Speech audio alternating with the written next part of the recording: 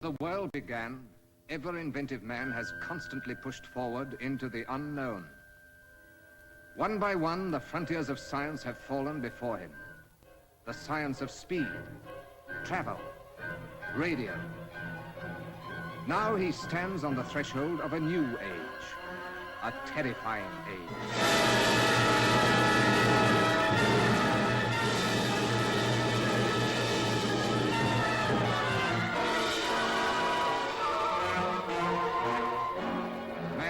Forward into the unknown.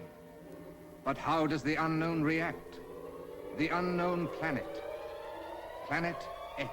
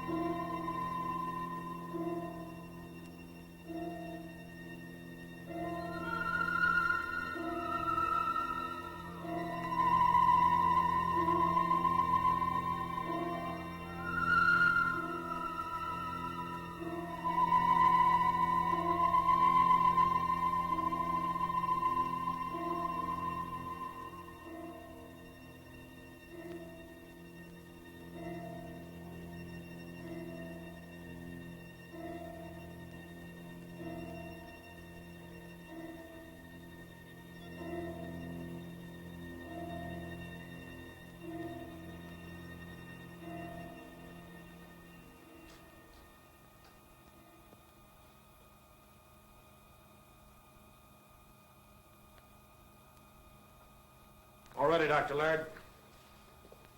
Right. Circuit A. Circuit A. Circuit B. Circuit B.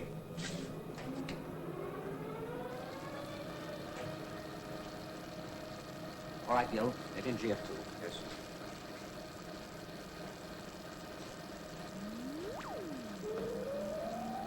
Gently.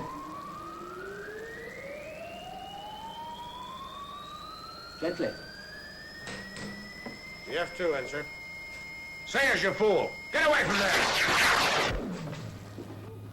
Blimey, it's going again. What a racket.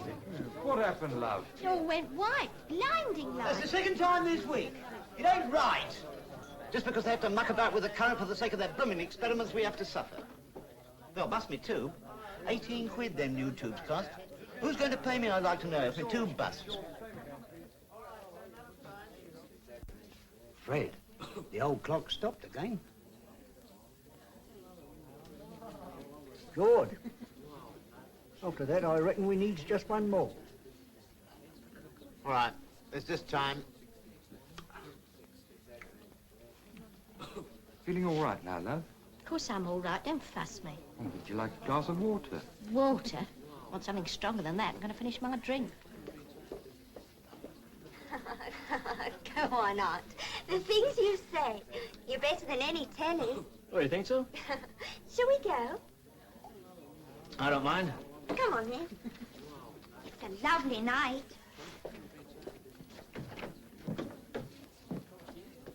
Well then, George, what's the idea, eh? What's up, eh? What's up? Here's what's up. It's 10:30 and you're still serving drinks. That clock stopped again. Very convenient, that clock of yours, George. Very convenient. Time, gentlemen, please. Come along. You're well over time. Finish up your drinks, please.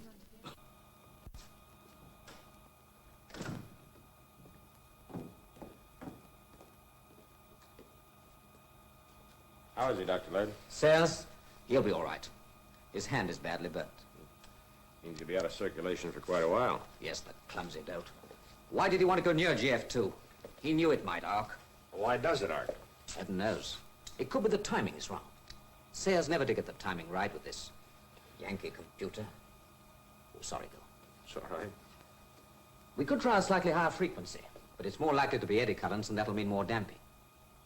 Heaven knows what that'll cost. It'd be kind of a job changing those frequencies without Sayers' help. Impossible. We'll have to wait for another operator. I'll phone Wilson in the morning. They've got to let me have somebody.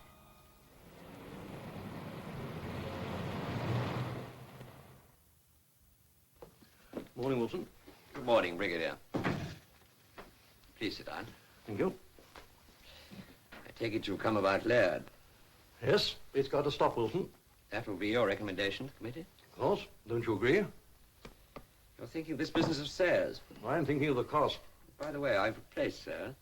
The devil you have. Well, there's no alternative while the present setup lasts. We're committed to two assistants. Well, the sooner we close the whole project down, the better. Now, look, Wilson. I'm just a plain bone-headed brass hat. Oh, I wouldn't say that, Brigadier. You would, and you jolly well do. I know. It's true anyway. But I do know when an experiment is successful, and I do know when it's costing the Earth, even though I don't fully understand it. I don't suppose there are more than half a dozen people who do understand precisely what it is that Laird is trying to achieve. Then why on earth? As far as Laird is concerned, his work is pure research. Pure baloney. But the practical implications may well affect thinking on defense matters. That is why we are financially supporting the project. Financially supporting? Do you know how much money we've poured down that drain to date? £250,000. Can you justify that? Can Laird? Justify? Has anyone ever been able to justify pure research? At the time. Without it? No radio, no television, no radar, no guided missiles. Is Laird onto something like that? Laird is engaged on experiments which are aimed to study the changes, if any, in the nature and properties of metals, living tissues, and other materials when introduced into powerful magnetic fields. I know. I can read. Are you? If Laird can produce a magnetic field more powerful than any that has been produced before, if he can demonstrate that important changes do occur... Has he? He's nearly bumped off Sayers, and he's having trouble with his equipment. He was on the phone this morning. He's asking for more and more. Oh, this is preposterous. I'm going straight down there this morning to get to the bottom of this piece of folly. Well, it might be a good idea, Brigadier. Well, seriously, though, Laird tells me he's already had some limited success. You might check on that. I certainly will. Oh.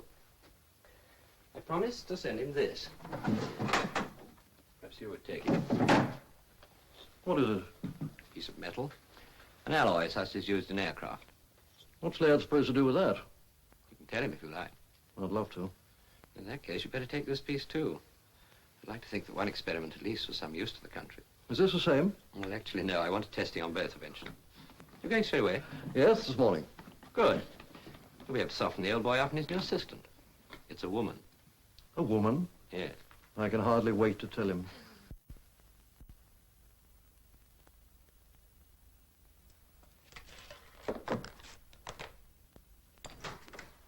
Well, here we are. Oh, Gil, this is Brigadier Cartwright from the Ministry. How do you do, sir? How do you do?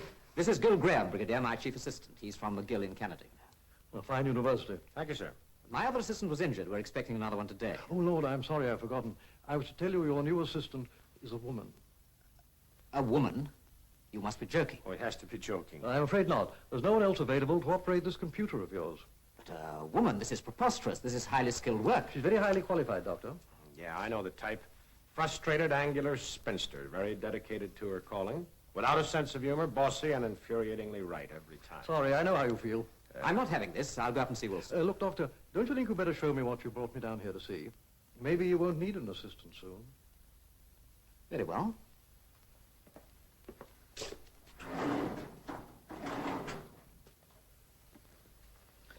Bend this. This is a piece of copper. So is this. Bend it. But this is flexible like steel. Precisely. Dr. Laird, I'll take these GF2 figures to your office. This is really most remarkable. It has had its molecules realigned in there.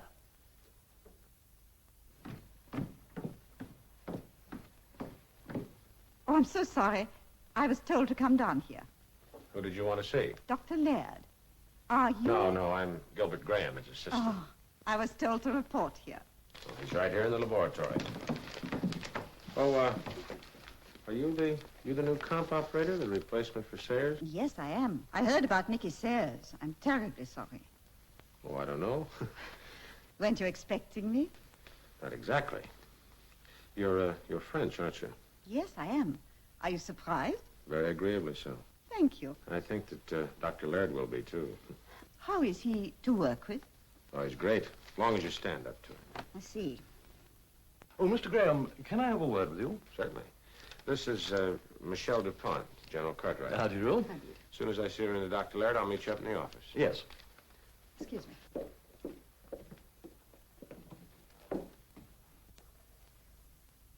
This business of altering the molecular structure of metals, has he got any defense angle? Well, if the molecular structure of the alloys used in building an aircraft were to be altered, the plane would probably crash. Remember the Comet 1? Oh, yes, of course. But research of that nature into metal fatigue and all that sort of thing, that's already been carried on elsewhere. Well, not quite, sir. How do you mean? Well, our research may lead to the discovery of means to crash an enemy's aircraft. You're not suggesting, I take it, the enemy would allow us to cook his airplane alloys in that contraption of yours? Well, I don't think that'd be necessary. Let me try to explain. Magnetism is a force, the only force other than gravity. There may be one and the same thing that operates over a distance. I see you have 9 circuits in operation here, and only 1 in reserve. Is that not rather dangerous? This infernal machine has only 10 circuits, and I need as many surges as I can get. The thing is supposed to compute and then fire the electrical impulses. I use a field of high intensity but short duration. I understand. Nevertheless, I think you should have at least 3 in reserve and 1 overriding spare. And I mean 1 not in actual use. That will give me only 6 charges, and it isn't enough. Oh, I see you do not understand this machine. Each circuit is capable of use over and over again. If it has a few microseconds to clear itself, that means you can have as many surges as you like in banks of 3. Yes. Yes, of course. But do you mean that Laird could produce a magnetic field powerful enough to reach out beyond the machine, beyond the house? Well, from what the people down in the village are saying, he's done it already, spasmodically. Is it true? Do you think so? I don't know. Sometimes I wonder. Look here, Graham, be honest about this. It's important. Are you saying all this just to try and save the project? No, I'm not. I'm not at all sure I want to save it. Not if... Not if what? Well, there are dangers, the imponderables. Look, I've got a piece of airplane alloy here. Would Laird experiment on this, do you think? Well, if our new assistant can get the computer going, we might try it tonight. Let's go and find out. I wouldn't say anything to Dr. Laird about the effects over a distance. Not yet, anyway. Come in, Mr. DuPont. Gil? Gil, you were hopelessly wrong. Miss DuPont is brilliant and not at all bossy. She's not a bit frustrated, and I think she's quite good-looking. Don't you? What do you think, Brigadier? Oh, I'm of your opinion, Doctor, though I know nothing about computers. She's fixed it, Gil. We've got all the power we need. For the time being. That's fine. The Brigadier would like for us to cook this tonight. And why not? You'll stay and watch us? Yes, I think I will. It should be interesting.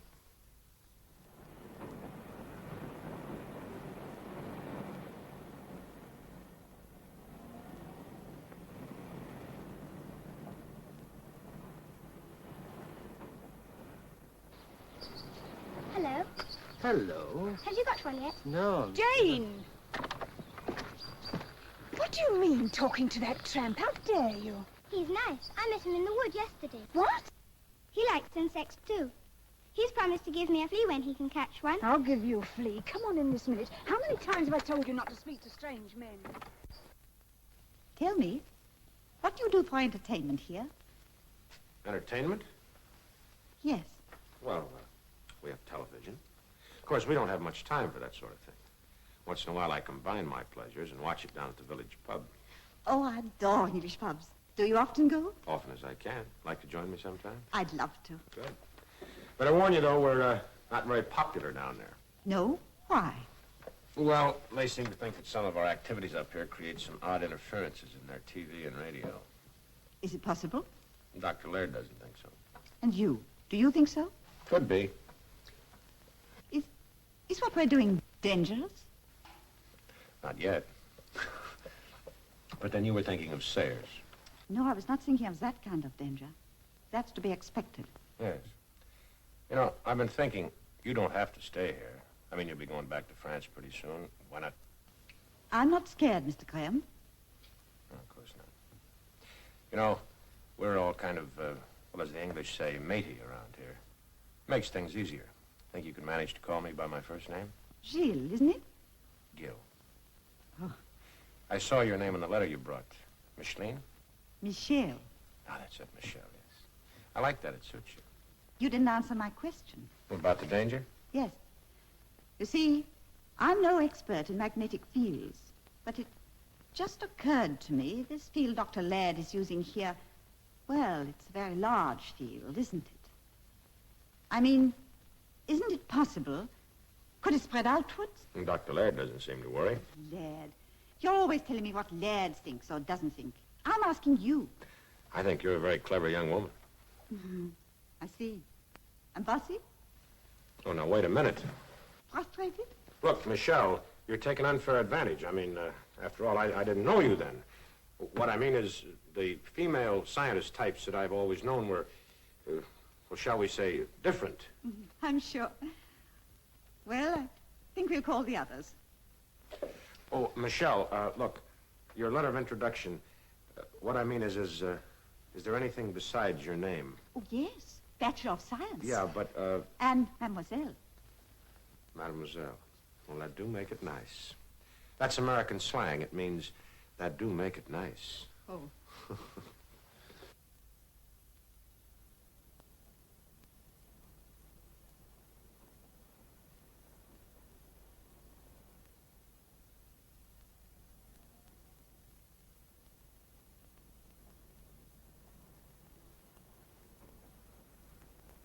Well, Doctor, I'd like to get back tonight. Do you think we could start? Certainly, if that remarkable young lady has finished her work. Shall we go down? Oh, by the way, have your watch? Yes. I should leave it here if I were you. Watches are delicate mechanisms. They're best not taken too near magnetic fields. All metals in the lab are either non-magnetic or have been demagnetized. I see. There's no danger, of course. All right, Gil, switch on the recorder. We record everything, Brigadier. It's useful for checking later. But surely tapes are magnetic. You're very smart, Miss Dupont, and you're quite right. No, we don't use tapes. We have a microphone, and we record on disc in the next room. Switch on the generators, Gil. I'll take the circuits. But Dr. Laird... Over here, Brigadier.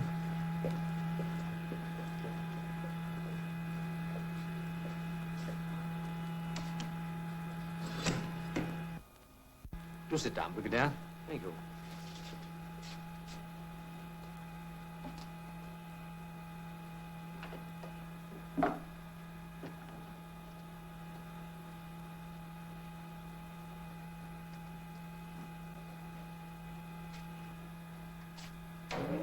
Circuit A on.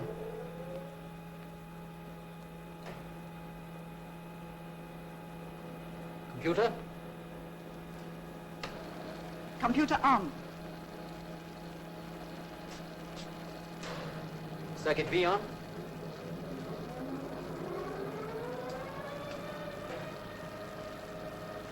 Integrate. Integrating.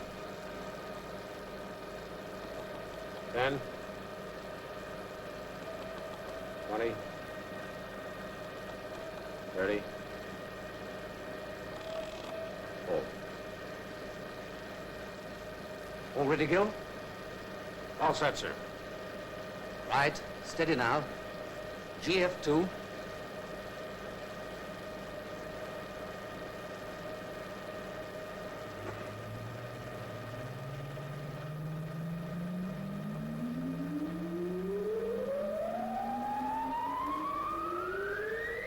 Gently. Gently. GF2 over.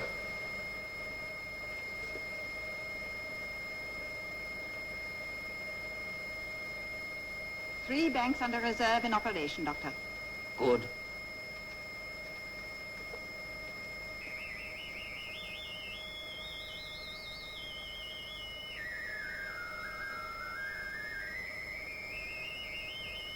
Switching off power!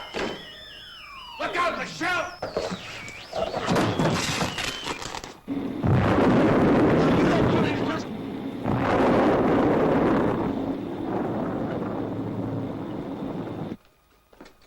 devil are you doing? Good heavens. Are you hurt? No, I don't think so. Rugby's a rough game.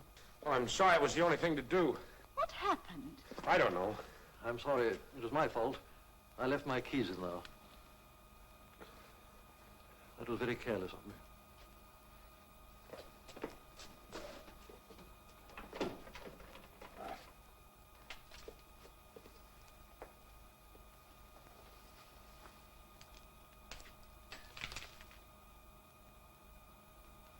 You seem to have been successful, Doctor.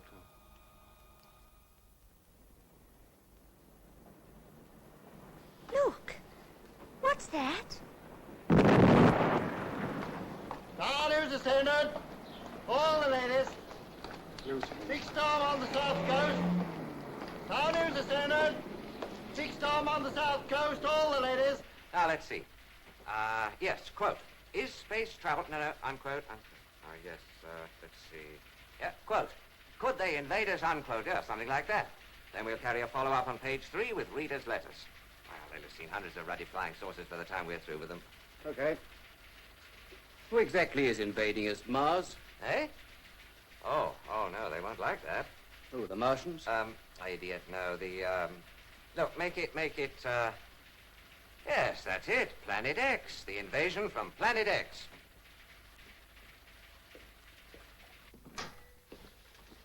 Well, that was some of your bold farce, if you don't mind my saying so. Yesterday you were all for folding up poor old Laird. Today you tell the committee. Look, Wilson, I couldn't say all I wanted to in front of the committee. Hey, they're supposed to be in the picture. They have to decide. Now, the picture's changed. This affair's too big for the committee to handle. There are security risks. I'm afraid I don't quite follow. You showed us the alloy, and I'll admit it was most impressive, but we knew something of this before. I showed you in the committee one piece of alloy, the piece Laird put into his apparatus. Now, this is the other piece you gave me. Look. Now, that remained in this case during the whole experiment. It, and the case, and the hook it is hanging from, ended up by flying right across the laboratory and almost injuring the new assistant. Not another one. Oh, she's all right, thanks to Gil Graham. But don't you see, this wasn't in the confounded witch's cauldron. I see. Do you? Look at this. That fell off the TV aerial on Laird's roof. It's a different alloy, but it's gone the same way as the rest. At least 30 feet away from the apparatus. You know what you're saying, don't you? Yes. Action at a distance, the militarist's dream. Look, Wilson, from now on, this is top security. All right. Well, we'd better call in Jimmy Murray in that case. Yes, I think we'd better.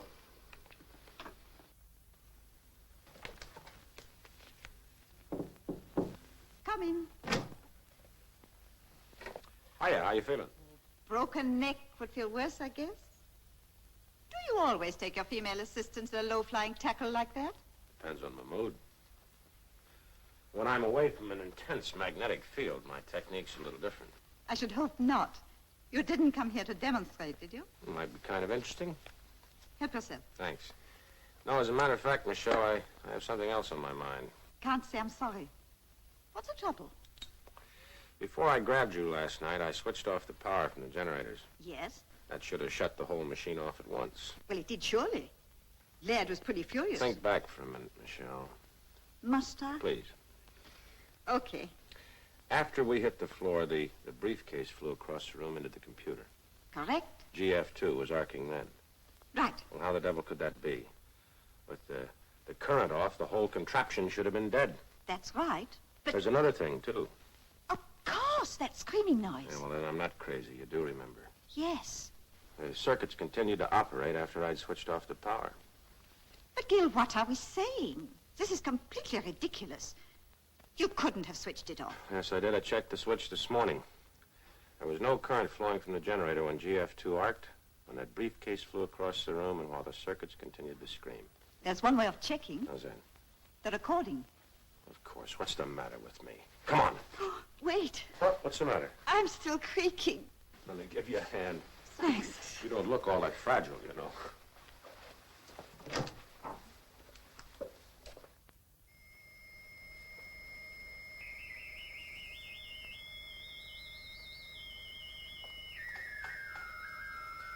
This is the bit.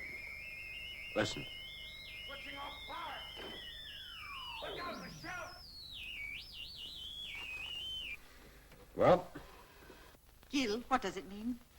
I don't know. That apparatus was receiving power from someplace, somehow. The storm, maybe. No, that's absurd. Not very likely. Gil, I'm scared. Yeah, well, so am I, Michelle.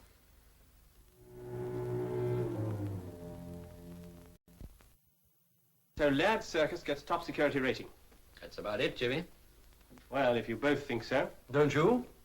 Frankly, Brigadier, I just don't register yet. What you've been telling me sounds well. I know. But you must take my word for it at the moment. Okay.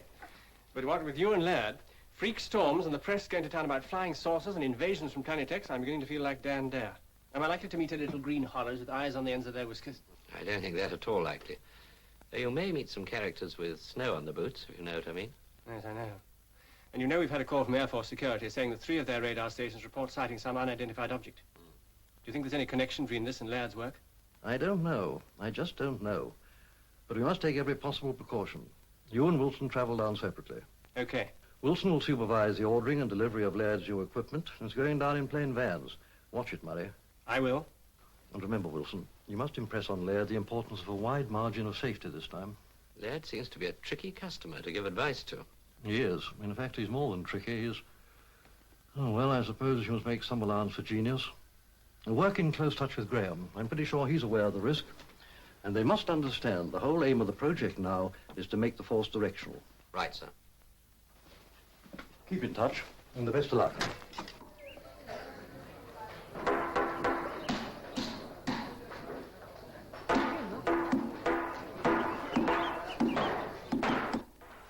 I hope that fence will work. It's costing enough.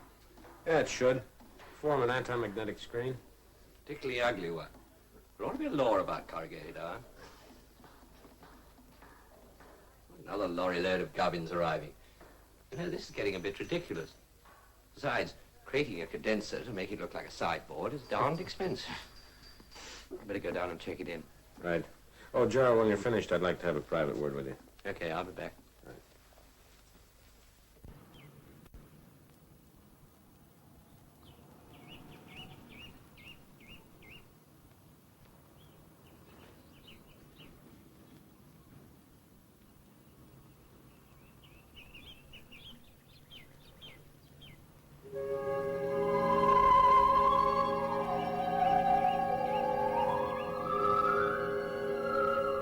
Did I frighten you? I'm sorry. I'm not frightened.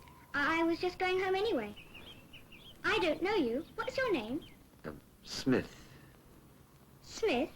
We've got a teacher at school called Smith. Are you her husband? No. Good. I hate her. She threw my bugs away. Bugs? She called them insects, of course. She's very stupid. And weren't they insects? Some were. You see, all insects are bugs, but all bugs are not insects. And is that what you were doing just now? Collecting bugs? What were you doing? Oh, nothing. At least, I was just trying to find my way. My goodness. Are you lost? Yes. Fancy getting lost in Bryerly Woods. Is this Bryerly Woods? Of course it is. Everyone knows that. Are you a foreigner? You look like one. You've got funny whiskers. Yes, I suppose I am. At least I came here from a long way off.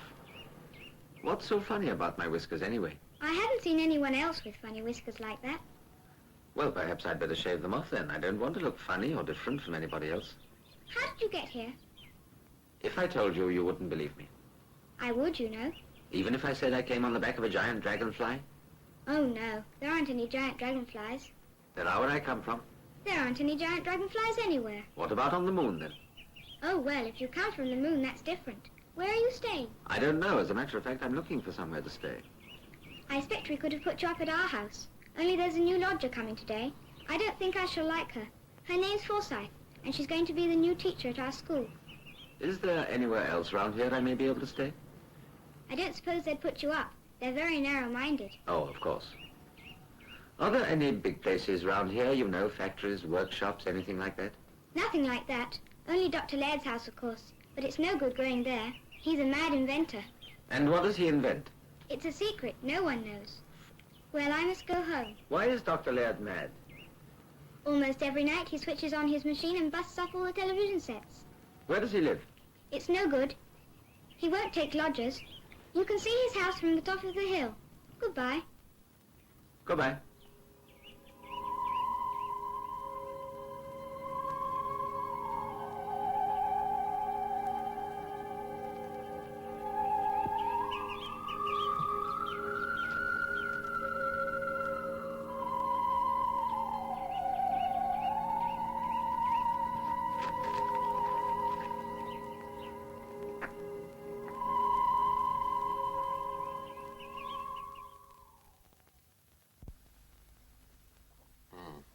Now, let me get this straight.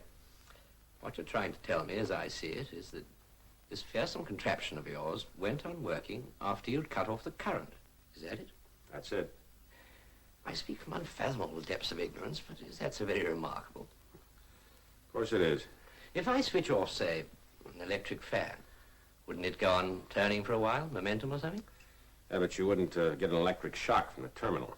Our circuit, GF2 we call it, arced across about 5 seconds after I switched off the power. That's impossible. That's what I keep telling myself and Dr. Laird. What did he say? Same as you did. Impossible. Refuses to listen. There's more to it than that, too, Gerald. You know, I'm not the brains of this joint, but I've been figuring a few things out during the past 10 days. That apparatus was building up a field far in excess of anything that we could have reasonably expected from the power we were feeding into it. Personally, I think you're all getting slightly neurotic over this business. Did you say you had a recording of the session? That's right. You ought to hear it.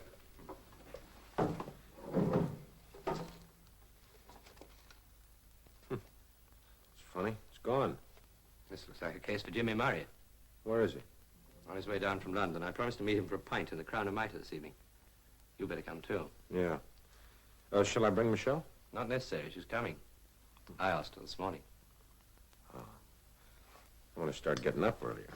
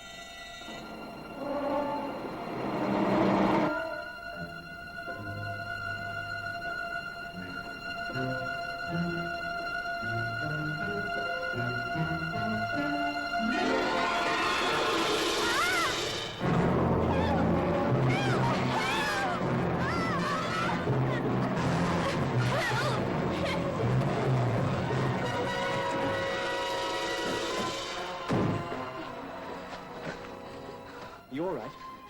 Yes, I think so. Wait a minute. Thank you. Where do you live? Well, I'm going to Bryerly Bay. I'm a teacher. I started the school there on Monday. Bryerly Bay. Well, after we've reported this to the police, I'll take you there.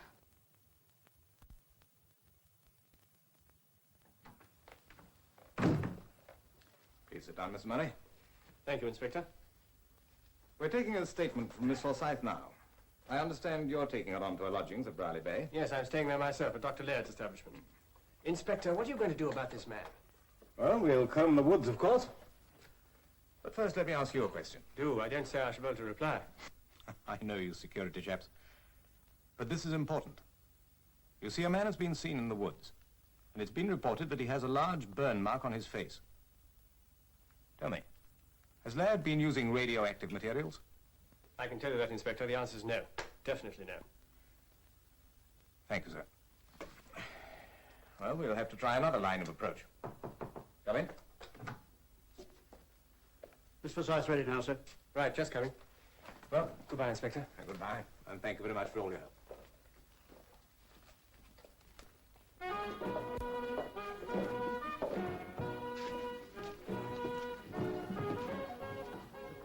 What about another drink? Not for me, thanks. Pass. Oh, do you mind if I... No. You're very quiet, Gil. What's on your mind? No, nothing. Everything. You mean you feel comme ci, comme ça? Yeah. How long you known Gerald? Why? Does it matter? Sorry. Didn't mean to interfere or intrude. I don't want to quarrel with you, Gil. Cheers. About something.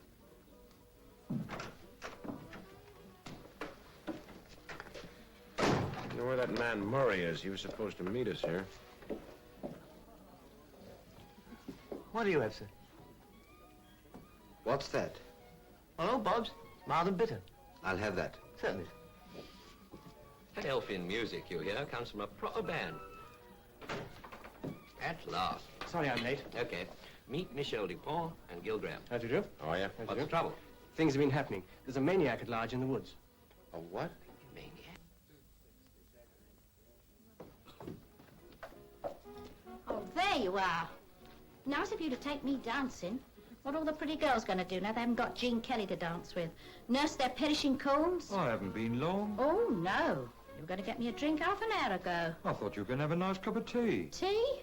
Get me a glass of nourishing stout. All right, love. Evening out. How you doing, Mrs. Packer? How you doing, Mr. Graham? Oh, hello, Art. Where's Jillian?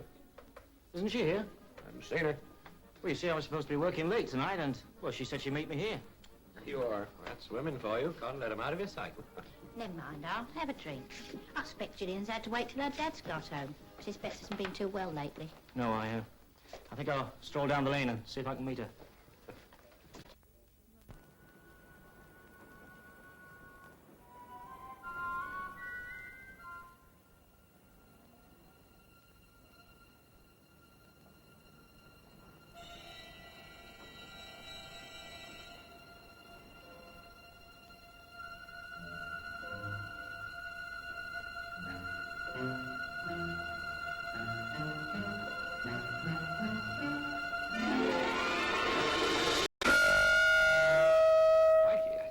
Was noisy. The microphone was too near the loudspeaker. A syndrome. That's it. That's what was the matter. We had a syndrome in the magnetic field. You all right, old boy? What the dickens are you babbling about? You understand, don't you, Michelle? Yes, I believe I do. Would you mind explaining? You've both gone crazy. Did you hear that screech from the loudspeaker? I'm not deaf. Yeah, well, look. The microphone was too near to the speaker. The sound goes in, it comes out louder. Back into the microphone and around and out louder still, and so on and so on. It's called a syndrome. You mean a sort of vicious circle? That's right. And if you don't put a stop to it, it keeps piling up until the amplifier or some part of the circuit goes bust. I get it. But why all the dramatics? You got your car here? Yes, why? I want to get back to the lab. What, now? I've got to see Dr. Laird right away. You do understand, don't you, Michelle? Yes, I do. I think you ought to go. But can't you tell us what all the excitement's about? I'll try and explain. You must go. You'll be all right, won't you? Of course. Come on, let's go. Gerald, I'm sorry, but this is important. Gil, I hope you know what you're talking about. So do I. Let's be practical, my boy. You make an excellent theoretical case for the build-up in the field being syndromic, but where exactly in the circuit does the phenomenon occur? As I see it, it's between these two circuits. You have a first-class brain, Gil. It's a pity that you allow your imagination to run away with you. Meaning what? Meaning that in the first place, you have reached the correct conclusion from the wrong premise. Well, I don't understand. Secondly, that you are allowing the self-evident fact to scare you. You were driven to your clever piece of reasoning by worrying about a lot of silly tittle-tattle. Freak storms and the like. Haven't you considered the possibility that we might have caused some of the things which took place that night? I never consider anything which might interfere with my research. Seems rather short-sighted, doesn't it? If one always stopped to calculate the risks, there would be no research. But you think I'm right about the syndrome. I know you're right. I reached the same conclusion over a week ago.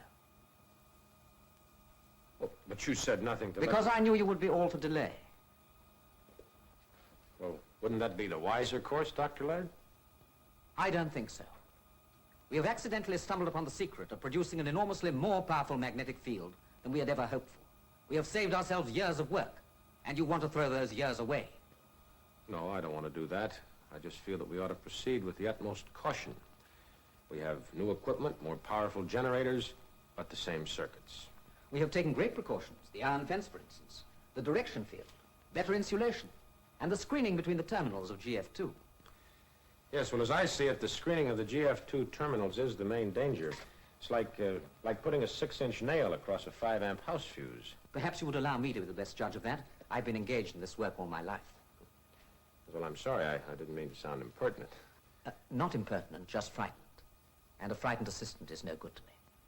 If you would care to terminate your appointment here. Of course not. I wouldn't think of deserting you at this stage of the game in any case. Please do not allow questions of personal loyalty to affect you. Under the circumstances, I wouldn't. I was thinking more of the complicated operation of the apparatus. It's not so complicated now, you know. It would be possible for only one person to operate. Yes, sir.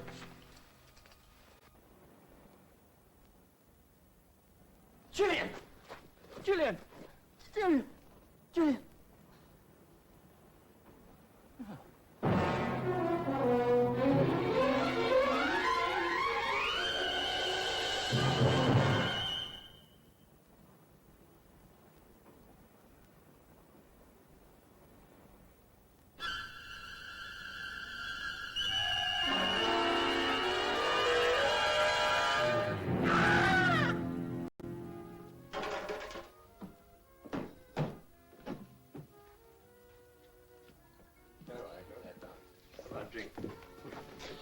Was the bar closed? Yes, sir. The dance goes on till midnight.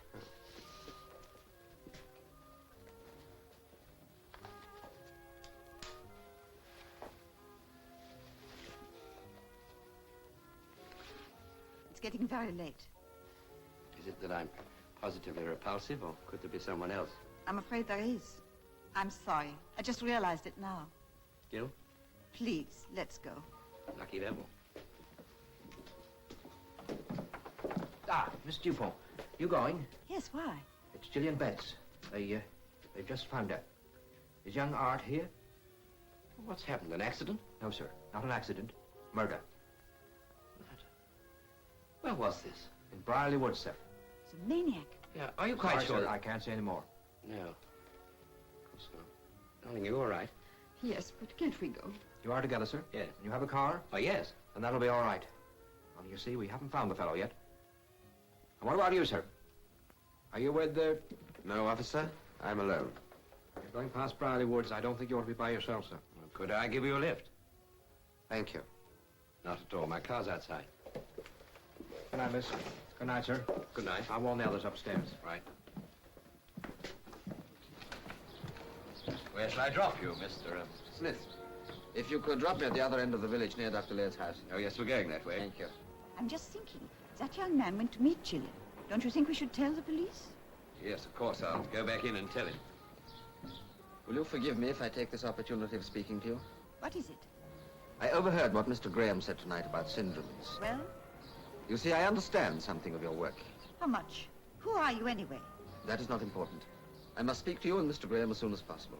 It will have to be tomorrow after we've finished our work at the lab. Very well. Shall we say here at 6 o'clock? All right. Okay, I told him. Let's go.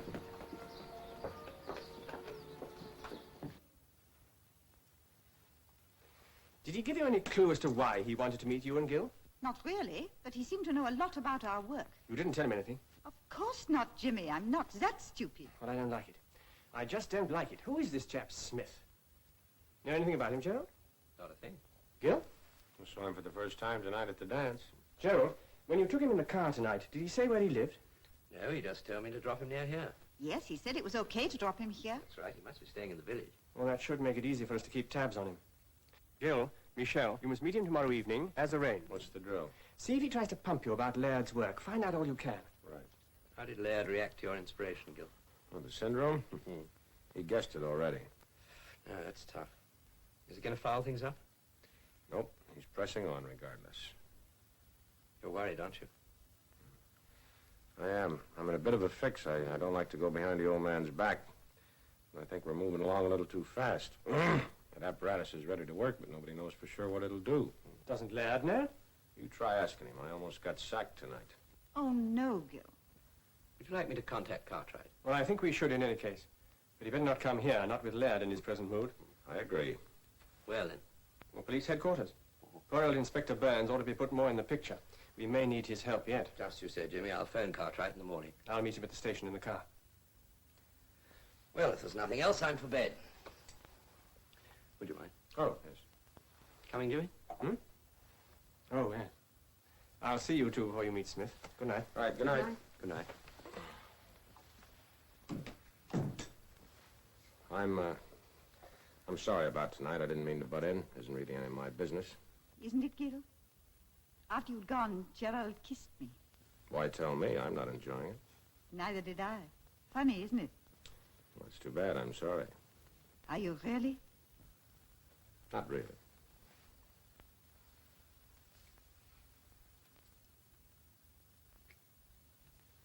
I enjoyed that.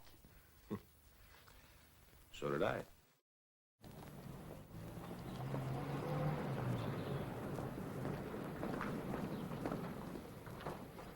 Hello. Hello. Feeling better? Yes, much better, thanks. This is Jane. I'm staying at her house for the time being. She's taking me to see the school. I'm going to catch a beetle for her. They're horrid looking. I'm terribly thrilled about that. When does school start? On Monday. I've got the key from the head, so I can look around my classroom and get everything ready. You look like being busy. What with beetles and school. Look, I'm rather tied up today, but I thought of taking a boat out tomorrow, Sunday. When did you think about that? Just a moment ago. I can't think why. Care to come? I'd love to. Well, I must fly now. Got to meet my chief off the train. Oh, by the way, Jane, ever met a man called Smith in the village? No, but I met a Mr. Smith in the woods. What? He's nice. He helps me look for insects. Oh, well, if you meet him again, try and find out where he lives, will you? I can't. So that's our school, Jane. You going in, Miss Forsyth? Yes, I must. Oh, well, if you must. And you? I'm going to look for that beetle larva. All right, but don't be late home. You promised your mother. I won't. Goodbye. Oh, the beer's here, George. Thanks, sir. There we are, thanks. That's right. Thank you, sir. All right, Mr. Smith. Shoot. I'll come straight to the point, Mr. Graham. I overheard your conversation last night, and that led me to suppose that you were concerned with Dr. Laird's experiments. Oh, I see. And what's your interest in those experiments? Will you accept for the moment that it is purely scientific? Go on. I take a great interest in the subject of magnetic fields, Mr. Graham. Why not? What's that got to do with Dr. Laird's experiment? Will you also accept that I am not a complete fool? All right. Thank you. Dr. Laird is no doubt a very clever man. He must be to have built an apparatus capable of recently causing such atmospheric disturbance. However, I suspect he is also a single-minded man and possibly an unimaginative one. Mr. Graham, the Earth has a magnetic field. Have you considered the dangers of upsetting that field? It has happened before in history, you know, with catastrophic results. Yes. Yes, I've considered the possibility. You seem to be a remarkably well-informed man, Mr. Smith. Please go on. There is also another danger. The danger of radioactive rays. We're not using any radioactive materials. I know that. But not all radioactive particles are man-made. There is another source. Yes, that's true. They're cosmic rays. They bombard us constantly, but they do little apparent harm. Because you are shielded from all but the harmless ones by the ionosphere, the so-called heavy side layer. The heavier rays, the sodium, for example, never normally reach the Earth. Yes, that's true, but I don't quite follow you. Mr. Graham, the ionosphere could be affected by magnetism. It could be bent or fractured. But surely the ionosphere is 50 or 60 miles up. And ships at sea 80 miles away were affected by your experiment. Don't you see? If at the points of maximum strength of your field, the heaviside layer had been temporarily fractured or pulled down close to the Earth, heavy and possibly dangerous cosmic rays could have reached the Earth's surface and may have affected many people in strange ways. How do you mean? I mean they may have been driven mad. The human beings who may have been affected by the rays will probably all die, though not before they may have killed many people. But there is something else. It would normally take many years for any change to become apparent in the human race or in animals with a long gestation period. But what of the quick breeders, the insects? Insects? Oh, mon Dieu, no. Yes. Some insects, ants, spiders, could already have mutated. In what way? That is impossible to say. They could have become a different species, they could have become smaller or much larger.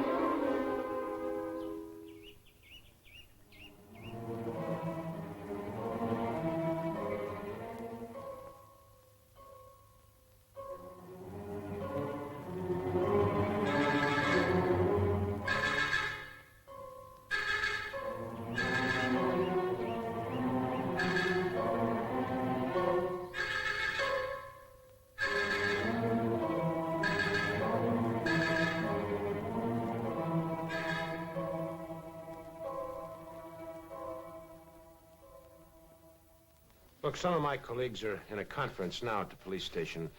Would you come along with me and state your case to them? No, Mr. Graham, I'd rather not. But why not? There are reasons. Besides, they would probably regard me as a crank. Well, I don't. I hoped you wouldn't. That's why I chose to speak to you. Please. No, Mr. Graham, the responsibility rests with you now. I can only wish you success. Miss Dupont.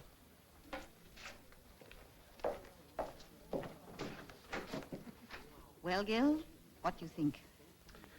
I think you may be right, Michelle. Look, I want to go see Cartwright. Can you make it home all right alone? Of course. Darling, make them believe you. I know you can be very persuasive when you want. Right. Excuse me, miss. Being as you're a scientist, I wish you'd look at what our Jane's found. I rang the police, but they didn't say much, and, well, I don't like the look of it. Do you have something to boil this in? Well, yes, I have. You boil it immediately. Boil it, miss, but... Please, Mrs. Hill, don't argue. You boil it. You understand you boil it. It's very dangerous. And incidentally, you lock your door and close all your windows and keep everybody inside. But what about Miss Forsyth? Who is Miss Forsyth? My new lodger, the new school teacher. She's still out. She went to the school this afternoon. Where is the school? Well, the quickest way is through the woods. There's a path opposite. Don't worry. I'll find Miss Forsyth. The whole idea is utter nonsense. The chap's trying to scare us off. I'm surprised at you, Gil. I'm inclined to agree. I certainly think this man Smith needs pulling in for further questioning. Do you know anything about him, Inspector? Not a thing. But then there are quite a lot of Smiths about. Exactly. He's too good to be true. Who is he? Where does he come from? I can't get a lead on him anywhere. All the same, I agree with Graham. We must hold up all further experiments with Laird's apparatus until a thorough check-over's been made. All right, that's agreed. Excuse me, gentlemen. Inspector Burns here. Yes? What? Art Deverson's been found. Dead. Mutilated. Oh, my. His body was clean dry of blood. You see, Smith was right. It's those insects. They mutated and they're hungry. Oh, come on. Shut up, will you, Jimmy? Inspector, Brigadier, you got to cordon off those woods. Insects are tremendous eaters. There won't be anything left for them in every there. available man. Graham's right. Now give me that telephone. This is a military operation. Get me the nearest army depot.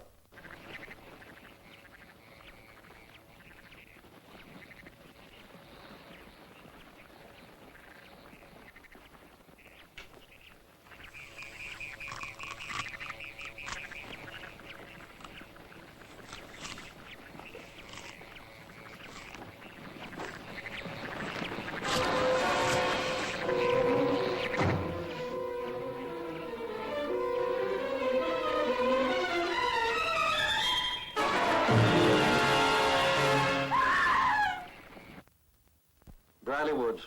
That's it. Goodbye. Graham, get down to the lab at once. On no account must Laird touch that damn machine of his. Where's Wilson? He should be at Laird's house. I'll phone him. He can have a word with Laird. Yes, son? Well, sir, I didn't think it was important at first, but now... Well? Mrs. Hale, sir. She rang up to say her daughter had found a whopping great egg. What was that? An egg, sir. Who said that? Mrs. Hale, sir, and she said that her lodger, a Miss Forsyth, was out late. Oh, no. Does she know where she went? She was at the village school, sir.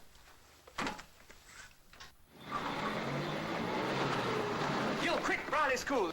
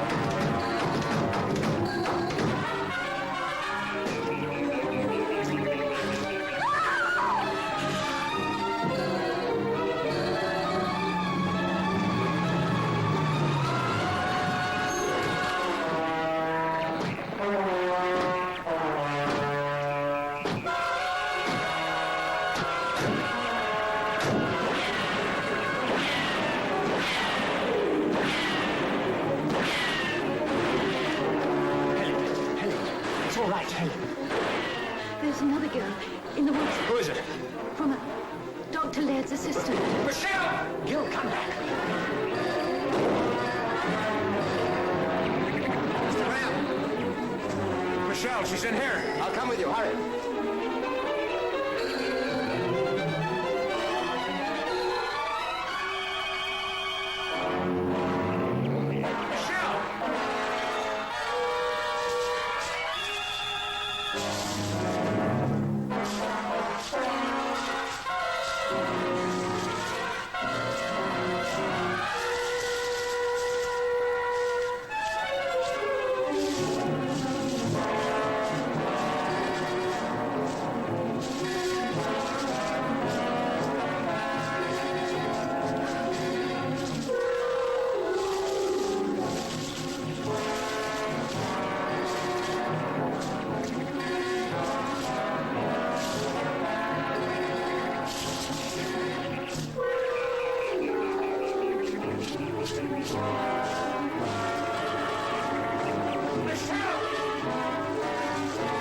Wait! What do you mean, wait? Leave this to me.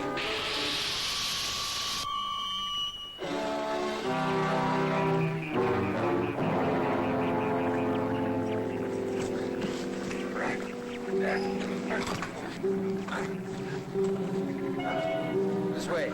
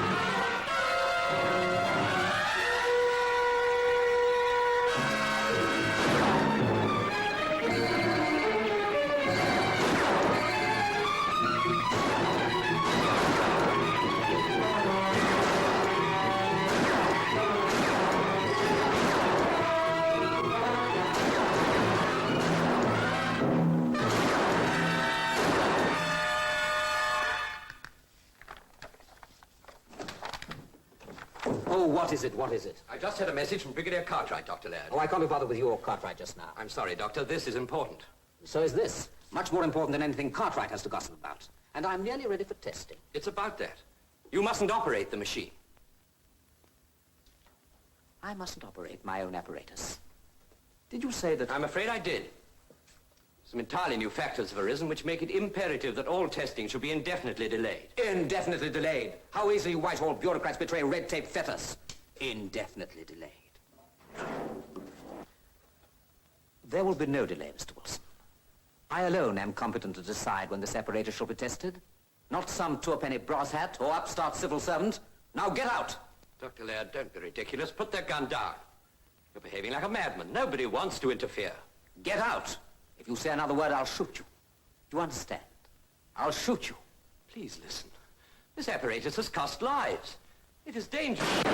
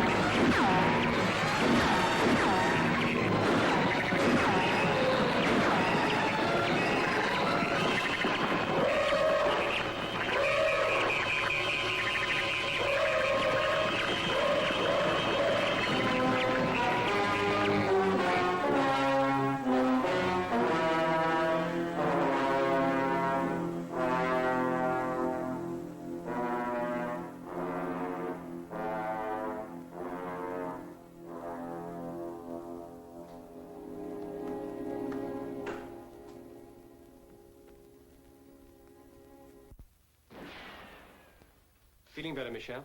You're going to be all right, Michelle. Well? I think we've covered this section of the woods, Mr. Murray. I wouldn't like that job again. Any casualties? It's a good job we acted when we did. The woods were thick with eggs. Another few days and we'd... Yes, all right.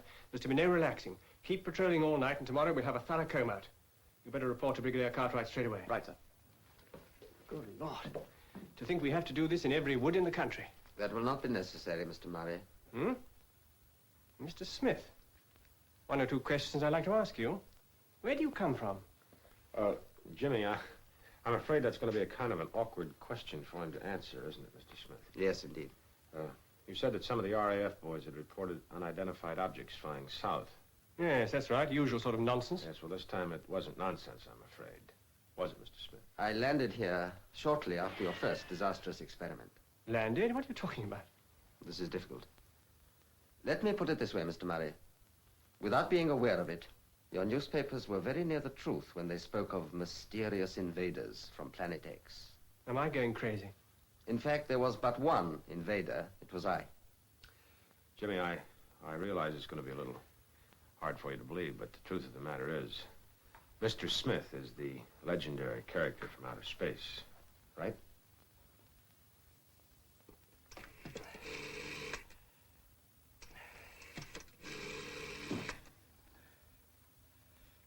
Get me Brigadier Cartwright. Hurry. Cartwright here. Cartwright? Wilson here. Listen. Laird gone mad. What's that? No. Don't talk. Listen. He shot me. Come. Quick. Heaven's sake, come. He's alone. Wilson! Wilson! Wilson! Wilson! Wilson! We've had your planet under close observation for many years. Flying saucers? That's what you have chosen to call our spacecraft. We've also been monitoring your radio. That's how I come to speak passable English. But you're like us. Is that so very surprising, Miss Forsyth? There are many planets with the same physical conditions as here on Earth, and on them life has gone through the same evolutionary processes. Where is this Planet X? If I were to tell you, you would neither understand nor believe me. Time and space are still the great mysteries to you. Why have you come to pay us this visit? Because of your experiments in magnetism. You brought down one of our spacecraft on the night of your experiment. Our craft used the planetary lines of magnetic attraction as their means of propulsion. That's why we were so concerned with your experiments. Alarmed, I might say. We had to act in what you would call enlightened self-interest. Is that the only reason that you came? No. We've never interfered with your development before. But this time, your entire planet was in danger. It still is if you continue with your experiments. You mean we might reverse the Earth's polarity, tilt the Earth on its axis? Yes, I do. It has happened before, but then the force was extraterrestrial. I thought you said there was no further danger from these insects. That is correct. We were able to calculate the center of disturbance and the points of maximum intensity. This, I assure you, is the only place on land to be affected by cosmic ray bombardment. On land? There were some areas in the sea. There, life will have been spontaneously created, microscopically, just as it was millions of years ago, before there was an ionosphere to protect you. You've had a very narrow escape, Mr. Graham. Well? Message from Brigadier Cartwright, sir. Will you and Mr. Graham come down to Dr. Laird's house immediately? What's happened? It's Mr. Wilson, sir. He's been shot. Gerald, shot. Is he... We're afraid he's dead. Dr. Laird seems to have gone mad, and the Brigadier's worried he may start his machines again, sir. I was afraid of this. We gotta stop him. Let me come with you.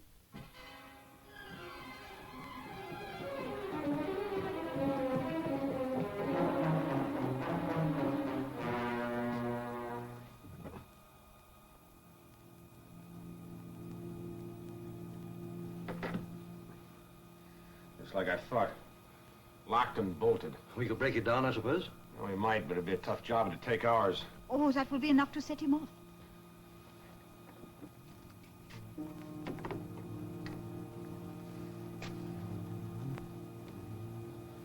Look here, Smith. Can you help us? Do you really want me to? Of course we do. Smith, there's very little time left. If Laird switches on that infernal machine, Well, I understand you know more about these things than we do. I do, sir. We must stop him. Can you help us? Look, how about that gun thing, the one you used to kill the spider with? No. I can help you, but the decision for what I do must be yours. Go on. It is a question of one man's life, or perhaps the very existence of the Earth. That's not a difficult decision. For us, it would be. Life is more simple for you. Your press has spoken of our world as Planet X. We too have the equivalent of X in our language. Our children learn in their schools about the strange world of Planet X. You mean, Yes. Yours is the strange world, Mr. Graham. Brigadier, if I were to destroy this machine, would you promise me not to rebuild it? I give you my word.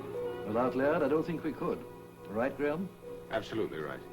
Very well. I want you to take your men away from the house, well away. What are you going to do? Mr. Graham, Mr. Paul, would you come with me, please?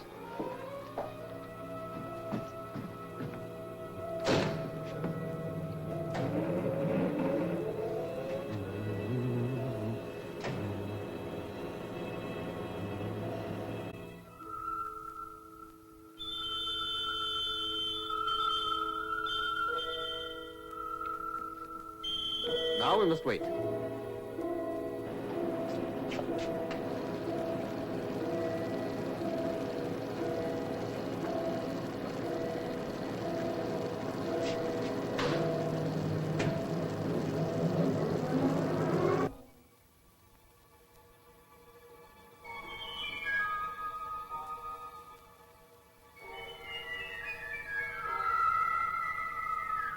There it is.